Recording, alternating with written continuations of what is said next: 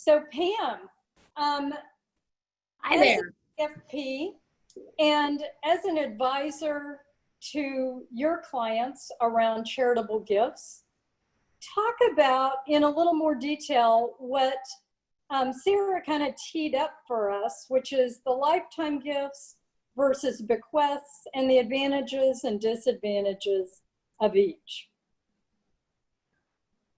Well, once someone has decided to give for all the great reasons that Sarah mentioned, the method of giving becomes a bit more important.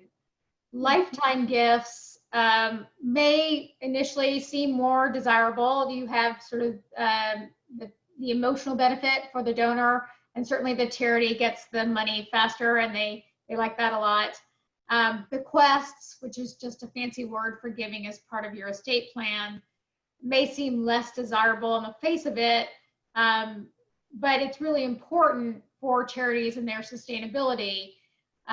Those investments, they may come from investments that have grown over time and that are part of your estate plan and your giving upon death. So of course you can always do both. You can give lifetime gifts, and you can for more permanence, and give for bequests, and there's lots of different ways to give. The decision between the two for me as an advisor and a financial planner is based on what your financial resources are, and if you have enough to support yourself and your family, whether or not there's discretionary income. If there's discretionary income, it's an easier decision to make, meaning income, beyond your monthly normal expenses, and then you can consider some lifetime giving, and even giving over time to some of these more permanent type funds with a commitment to that. Of course, if you're deep in credit card debt, probably not the idea you're looking for. But if you're looking to do something but you can't afford the monthly, month-to-month kind of thing, or only a small amount of lifetime giving, bequests are a great way to support the interest that you have, the charitable interest that you have. And then, of course, maximizing these gifts, and that I think is what we're going to talk about next, is, how is it that we can not just give, but give in a way that's smart, that maximizes the benefit you can provide to those charities, and those charities can receive. Yeah, thank you.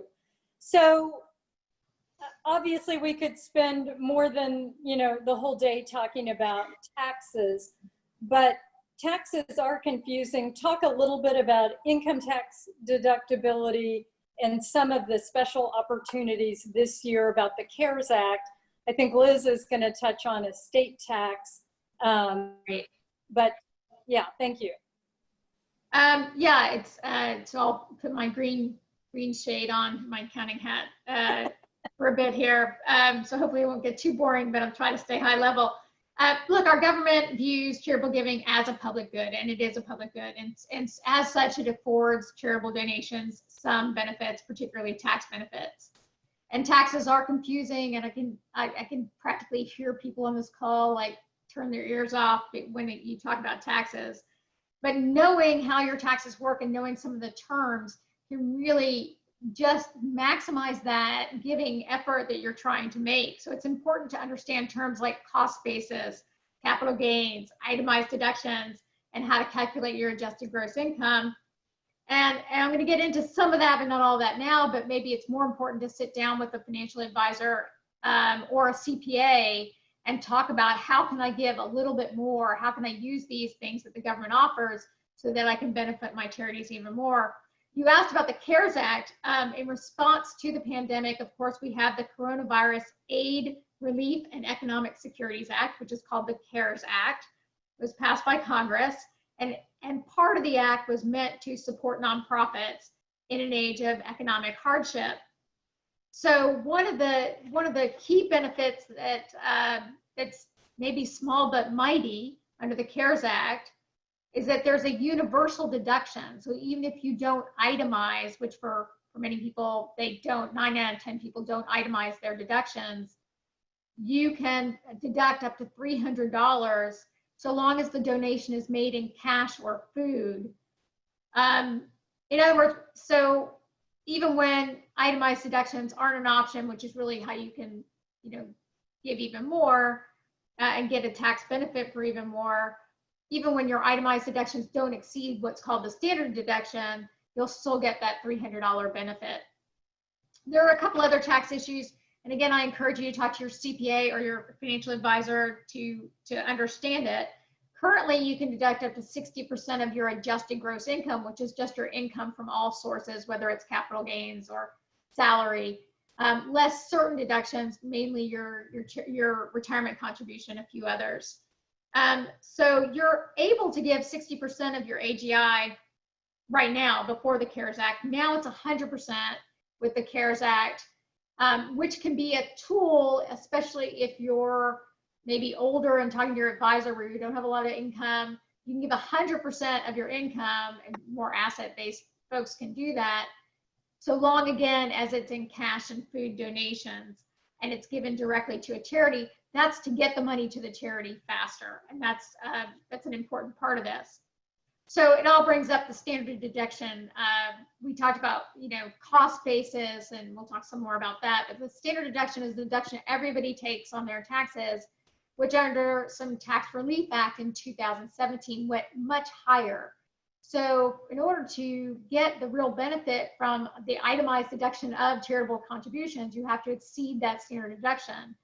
For individuals, that's $12,400. For married people, it's $24,800 for 2020.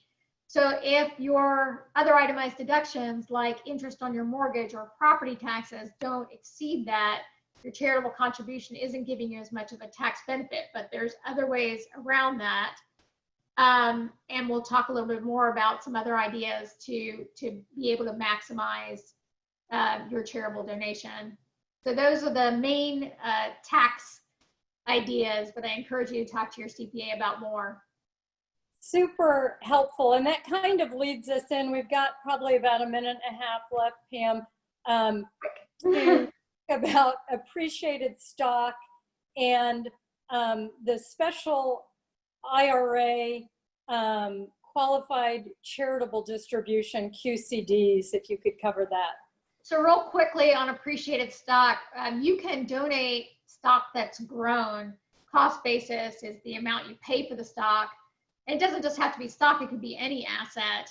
And then if it has some gains, if you give that asset, that stock, that property, that other asset, there's loads of categories, you now don't pay that tax when you give it to the charity. You avoid that tax, and you've been able to give a bigger donation to a charity. So there's lots of ways to do that. One of those is through a donor advised fund, and certainly there's ways for many charities to be able to accept assets. In terms of QCDs, you can give from your IRA. This year, you don't have to take required minimum distributions from your IRA. Those required minimum distributions were the percentage that you had to take every year after you're now 72. It used to be 70 and a half, age 70 and a half. Using that qualified charitable deduction from an IRA, you can up to $100,000 from an IRA. You can, again, avoid the tax that would normally happen when you withdraw from your IRA at those ages. So QCDs can also be qualified distribution, charitable distributions can be a valuable tool for those who are a little bit older.